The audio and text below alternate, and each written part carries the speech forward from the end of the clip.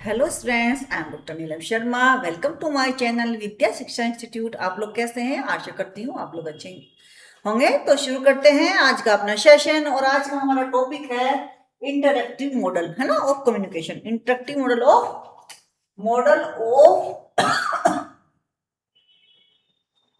Communication. ठीक है।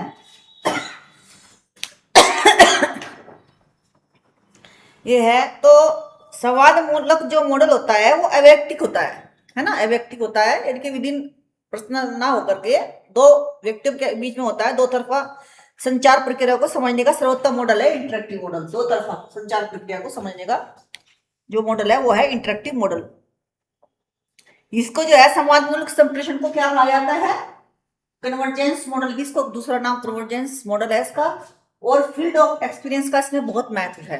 Field of experience का इसमें बहुत महत्व है, क्योंकि ये जो है एक प्रतिरूप परिवर्तन के कारक के रूप में, फील्ड ऑफ एक्सपीरियंस प्रतिरूप परिवर्तन के कारक के रूप में है। प्रतिरूप परिवर्तन के कारक के रूप में है फील्ड एक्सपीरियंस, है ना।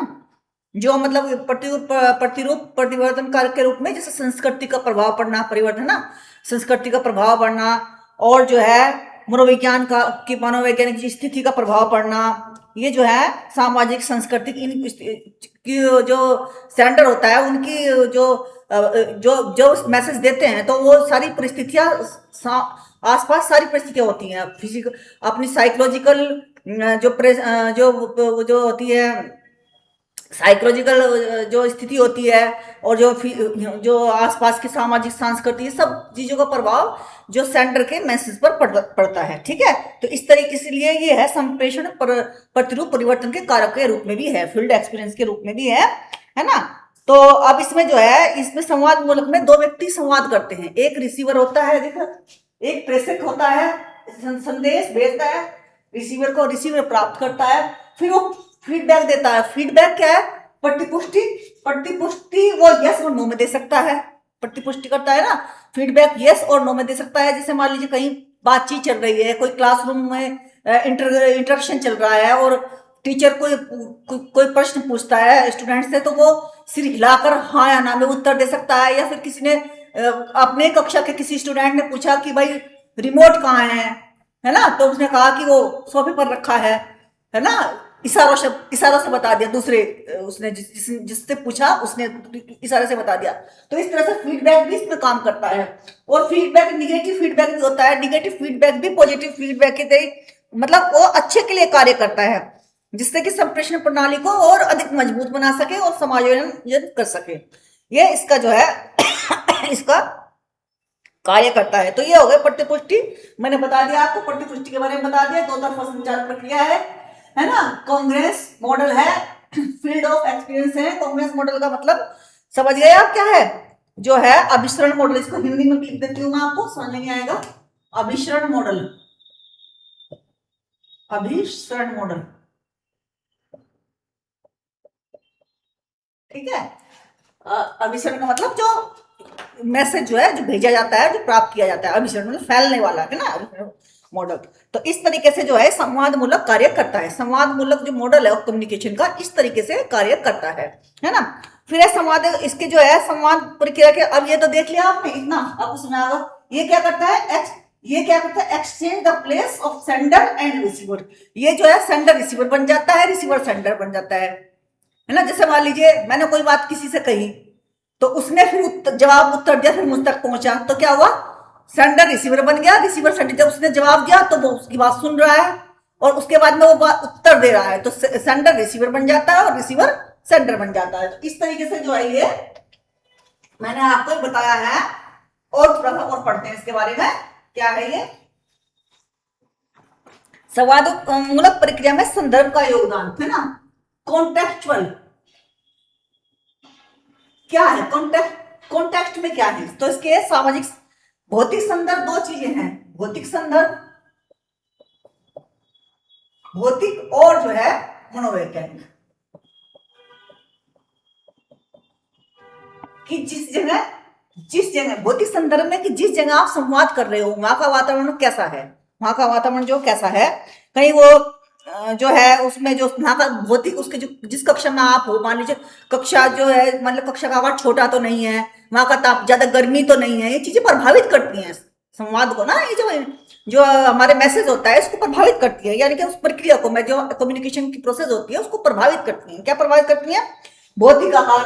अब कम्युनिकेशन की जो कम्युनिकेशन है उसको प्रभावित करती है, तो आपने आम जीवन में भी देखा होगा कम्युनिकेशन की जो प्रक्रिया है, जो कम्युनिकेशन की जो प्रोसेस है उसको जो प्रभावित करने वाले तो दो चीजें हैं, ये है मनोवैज्ञानिक। मनोवैज्ञानिक तो मन की स्थिति, मनोवैज्ञानिक की जैसे ये तो भौतिक आकार, इसमें जो है भौतिक में भौतिक जो उसका कक्षा का आकार, तापमान, जो जो मान लीजिए क्लास की लाइट सही नहीं है, क्लास में लाइट ही नहीं है, बच्चे कैसे इंटरेक्शन करेंगे अंधेरे में, है ना।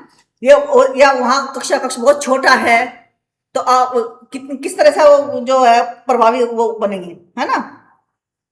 पर्यावरणीय कारक मतलब पर्यावरणीय कारक भी सम्मिलित होते हैं जो हमारा जो संचार होता है, कम्युनिकेशन को प्रभावित करती हैं सब चीजें भी। ठीक है, कैसे प्रभावित करते हैं मैंने बता दिया। कक्षा कक्ष छोटा है, अगर कक्षा कक्ष बहुत बड़ा है तो भी, क्योंकि आवाज ही वहां तक नहीं पहुंच पाएगी, इंटरेक्शन कैसे करेंगी, आवाज बच्चों तक नहीं पहुंच पाएगी। तो अब इसमें क्या है, ये साइकोलॉजिकल में क्या है, जिसे चिंता, मनोवैज्ञानिक मतलब अपनी इंटेंशन क्या है उस टाइम, टीचर की इंटेंशन क्या है, टीचर या कोई भी व्यक्ति जो कम्युनिकेशन कर रहा है, चिंता है, उसकी धारणाएं है, रवैया है, इसने उन्होंने पहले से क्या उनकी एजम्पशन है, पहले से क्या उनके मन में धारणा है किसी चीज के प्रति, वो सब चीजें जब मैसेज के दौरान जो है वो चीजें हावी रहती है उस इंसान के ऊपर। ठीक है, मन में तनाव, चिंता, धारणाएं, ये सब चीजें, जैसे मनोवैज्ञानिक मन में तनाव, चिंता, धारणाएं, ठीक है, धारणाएं, अपनी भावनाएं उस टाइम कैसी हैं, है ना, रवैया कैसा है, एटीट्यूड, रवैया मतलब एटीट्यूड, ये सब चीजें जो है उसको प्रभावित करती हैं हमारे कम्युनिकेशन को। अच्छे कम्युनिकेशन के लिए सब चीजें ही प्रभावित करती हैं।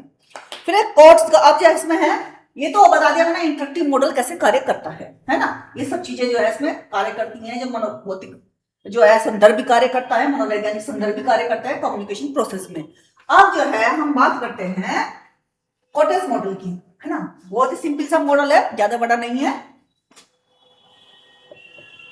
कोटेस मॉडल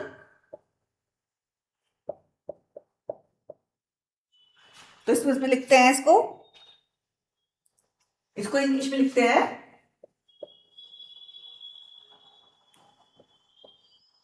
ये क्या, इसमें जो है जो महत्वपूर्ण जो इसमें एक शब्द आया वो आया गेट कीपर।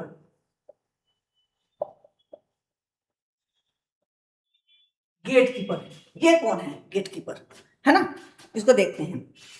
तो इस मॉडल में जो है ये 1957 में बना था। कब बना था? 1957 में बना था, ये बनाया था। और जो है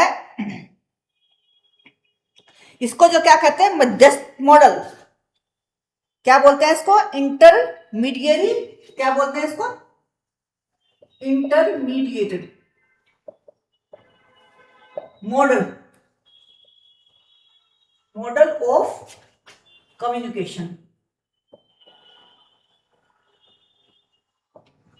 इसको कहते हैं इंटरमीडिएरी मॉडल ऑफ कम्युनिकेशन। इसको कहते हैं मध्यस्थ, क्योंकि मध्यस्थ है गेट कीपर। अब गेट कीपर का क्या काम है, इनका जो गेट कीपर का जो कार्य होता है, गेट कीपर का जो कार्य है वो है जैसे कि हमारा मैसेज संचारित कैसे होना है, कैसे उत्पादित होना है, गेट कीपर की होती कैसे मुद्रित होना है, और जो है कैसे प्रसारित होना है, कैसे उत्पादित होना है, कैसे क्या करता है, उत्पादित कैसे होना है हमारा मैसेज कैसे उत्पादित हो रहा है, कैसे प्रसारण हो रहा है उसका,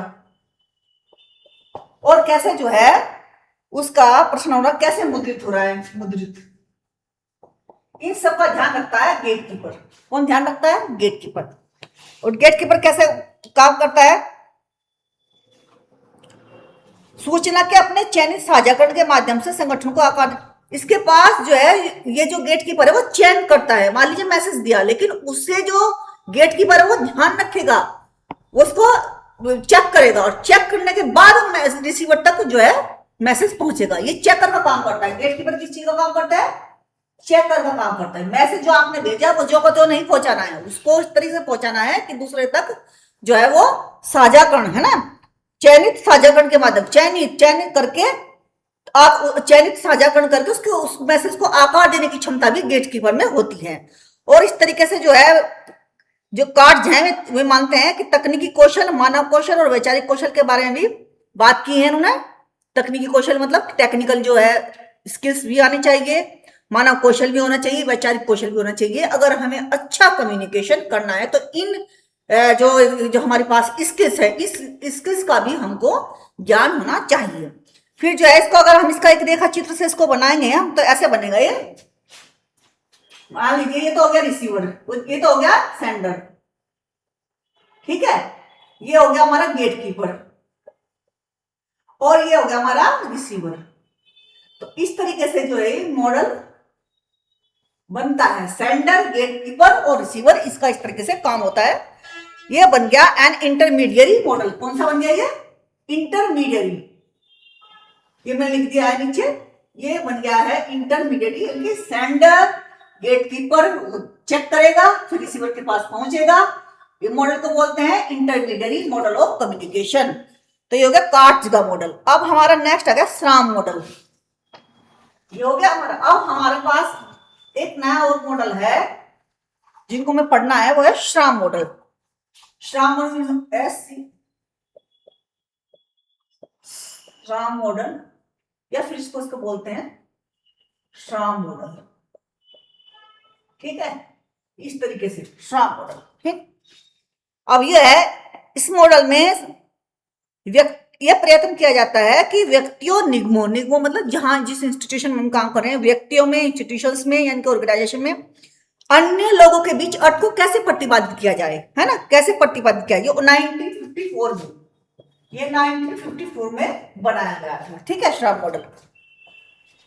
और इसको बनाया कैसे गया इसको, इसका जो मॉडल का प्रतिरूप देखते हैं हम कैसे है, ठीक है।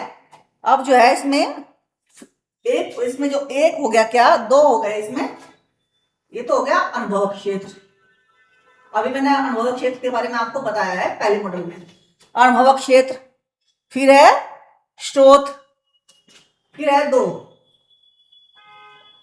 स्रोत यानी कि जो कूट लेखक, स्रोत कूट लेखक, और जो है दूसरा है कूट लेखक। ये तो हो गया स्रोत, ये हो गया कूट लेखक, ये हो गया स्रोत, हो गया जिस स्रोत से हम मिल रहा है, ये हो गया कूट लेखक, ठीक है। अब जो है इसमें संकेत, सिग्नल, संकेत क्या है, जेस्चर्स क्या है, मतलब संकेत क्या है, बोलने का संकेत है या जेस्चर, हाव संकेत क्या है दूसरे तक पहुंचने के। फिर इसमें भी अनुभव क्षेत्र है, ये भी अनुभव क्षेत्र करेगा, ये भी अनुभव क्षेत्र। और जो है यानी कि इसकी अनुभव क्षेत्र का मतलब मैंने बताया था ना कि अनुभव क्षेत्र में क्या है, सामाजिक स्थिति, सांस्कृतिक स्थिति, मनोवैज्ञानिक स्थिति, ये सब अनुभव क्षेत्र में आ जाते हैं। और जो है कूटवाचक और गंतव्य। अब यहां पर आ गया कूटवाचक और ये हो गया आपका गंतव्य, ठीक है, गंतव्य यानी कि जहां तक मैसेज पहुंचना है, ठीक है, गंतव्य, उसको डेस्टिनेशन क्या। कोई चीज हमने भेजी, अब वो पहुंचनी भी तो चाहिए कहीं, कोई चीज भेजी यानी कि मैसेज अगर भेजा तो रिसीवर तक पहुंचना तो चाहिए, तो वो गंतव्य। कूटवाचक जो बीच में उसको जो है डिकोड करके भेजेगा, पहले तो मैसेज भेजा फिर एनकोड हुआ फिर डिकोड हुआ, ठीक है। तो जो है इस तरह से स्रोत, अनुभव क्षेत्र, तो जो उसकी जो आसपास की परिस्थितियां, मनोवैज्ञानिक, सामाजिक, ये इस तरह की परिस्थितियां जो होती हैं उसकी, है ना, सांस्कृतिक अनुभव क्षेत्र हो गया उसका। फिर जो है प्रेषक ने भी जो उसने स्रोत कहां से लिया, स्रोत क्या है उसके, है ना, उस मैसेज का स्रोत क्या है। और फिर कूट लेखक जो उसने एनकोड किया, और संकेत, जिस संकेत के द्वारा वो मैसेज दूसरे को मिलेगा। संकेत कैसे भी हो सकता है, संकेत जो है भाषा का भी हो सकता है, हाव भाव का भी हो सकता है और अदर भी हो सकता है। तो ये संकेत हो गया सिग्नल, किस सिग्नल के द्वारा जो है वो मैसेज रिसीवर तक मैसेज पहुंच रहा है। संकेत का मतलब है किस थ्रू, सिग्नल मतलब संकेत मतलब किसके थ्रू पहुंच रहा है वो मैसेज। मान लो दो व्यक्ति बात करते हैं, वाणी के थ्रू में, टेलीफोन में बात कर रहे हैं, तो किसके थ्रू, तो एक मीडियम बन गया हमारा टेलीफोन, तो किसके थ्रू वो बात जा रही है, संकेत उसको बोलते हैं सिग्नल। तो कूटवाचन, कूट अनुवाद एक प्रभावी संचार की दो आवश्यक प्रक्रिया है, कूट वाचन और कूट अनुवाद। दो प्रक्रियाएं हो गई, ठीक है, जिनके बिना दो व्यक्तियों में बिना सूचना का प्रसार हो ही नहीं सकता, ठीक है, नहीं हो सकता। जब जब तक कि मान लिया मैंने बोला कोई शब्द, अब उस तक पहुंचना चाहिए, डिकोड होकर के वो पहुंचना चाहिए। यदि संचारक को गंतव्य में कुछ समान है तो संदेश को सही ढंग से समझा जा सकेगा। यदि संचारक संचारक यानी कि जो कम्युनिकेशन कर रहा है वो, और गंतव्य में और प्राप्त करने वाला जहां जो प्राप्त उसको कर रहा है उसमें समानता होनी चाहिए। काफी मतलब क्या होना चाहिए, सही ढंग से। तभी अगर मैंने कोई सही शब्दों में कोई चीज प्रेषित करी तो रिसीवर को ही तभी सही शब्दों में मिलेगी। यदि मेरे ही बोलने में दिक्कत है या मेरे जो संदेश है उसमें ही कोई दिक्कत है तो दूसरे वाले को भी उसमें समझने में दिक्कत आएगी। यदि मेरे कहने में मैसेज को कहने में जो है वो है क्या नाम आसानी है या मतलब कम्युनिकेशन इफेक्टिव है तो दूसरे को भी इफेक्टिव कम्युनिकेशन होगा। यदि मेरे मैसेज में डिफॉल्ट है, कुछ परेशानी है, किसी भी तरह की परेशानी हो सकती है, टेंशन की, मनोवैज्ञानिक उसकी, या फिर जो है वो भौतिक संदर्भ की कोई भी परेशानी हो सकती है तो रिसीवर को भी वही परेशानी अनुभव होगी, ठीक है। तो इस तरीके से जो है फील्ड ऑफ एक्सपीरियंस का इसमें कोर्स में फील्ड, इसमें भी फील्ड ऑफ एक्सपीरियंस का इसमें तो था ही, कोर्स में तो था ही फील्ड ऑफ एक्सपीरियंस का, इसमें जो है फील्ड ऑफ एक्सपीरियंस की का महत्वपूर्ण भूमिका है। इसमें फील्ड ऑफ एक्सपीरियंस का, फील्ड ऑफ एक्सपीरियंस का इसमें महत्वपूर्ण स्थान है फील्ड ऑफ एक्सपीरियंस में। ये तो आपने लिख दिया अनुभव क्षेत्र, क्षेत्र, कूट लेखक, फिर संकेत, जिस संकेत के द्वारा जा रहा है, फिर जो रिसीवर कर रहा है। और ये क्या चीज है, ये जो है सेंडर है और ये रिसीवर है। फिर वो अनुभव, क्या अनुभव क्षेत्र होगा उसका जो रिसीवर होगा, फिर कूट डिकोड हुआ कि नहीं हुआ, फिर है ना गंतव्य तो डेस्टिनेशन तक वो जो संचार है यानी कि जो मैसेज है वो पहुंच गया, ठीक है। फिर है ओसगुड। अब ये तो बहुत सिंपल सा था, छोटा सा था। इसमें फील्ड ऑफ एक्सपीरियंस महत्वपूर्ण जो था, इसमें फील्ड ऑफ एक्सपीरियंस का इसमें जो है ज्यादा महत्वपूर्ण स्थान है श्राम मॉडल में। अब नेक्स्ट है हमारा ओसगुड मॉडल। ओसगुड मॉडल यानी कि ओसगुड मॉडल, ये बहुत इंपॉर्टेंट मॉडल है स्टूडेंट्स। यह मॉडल प्रेषक और रिसीवर के बीच अंतर नहीं करता है ना, देयर इज नो डिफरेंस